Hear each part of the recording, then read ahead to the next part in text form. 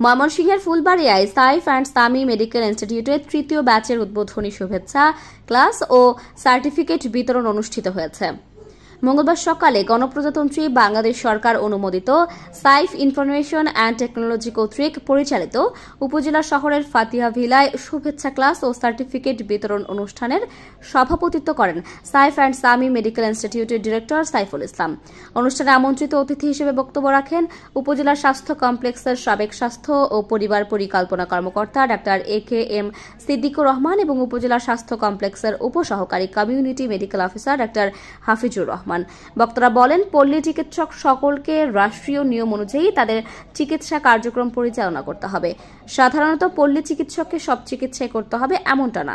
রোগীকে প্রাথমিকভাবে চিকিৎসা দেওয়ার পরে উন্নত পর্যায়ে উপযুক্ত চিকিৎসা সেবা গ্রহণের পরামর্শ নিশ্চিত করাই একজন পল্লী চিকিৎসকের কাজ। তারা বলেন, Saif and Sami medical institute Fulbaria ও আশেপাশের মানুষদের চিকিৎসা সেবা নিশ্চিত করতে পল্লী চিকিৎসকদের নিয়ে কাজ করে যাচ্ছে এবং প্রশিক্ষণ প্রদান করছে। এটি একটি প্রশংসনীয় কাজ।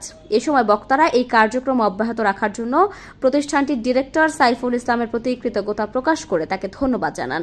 এছাড়াও অনুষ্ঠানে ফুলবাড়ী উপজেলা ও আশেপাশের বিভিন্ন অঞ্চল থেকে আগত পল্লী চিকিৎসকরা সাইফ অ্যান্ড সামি মেডিকেল ইনস্টিটিউটের প্রশিক্ষণ কার্যক্রমের বিভিন্ন দিক উপস্থাপন করে তাদের মতামত ব্যক্ত করেন।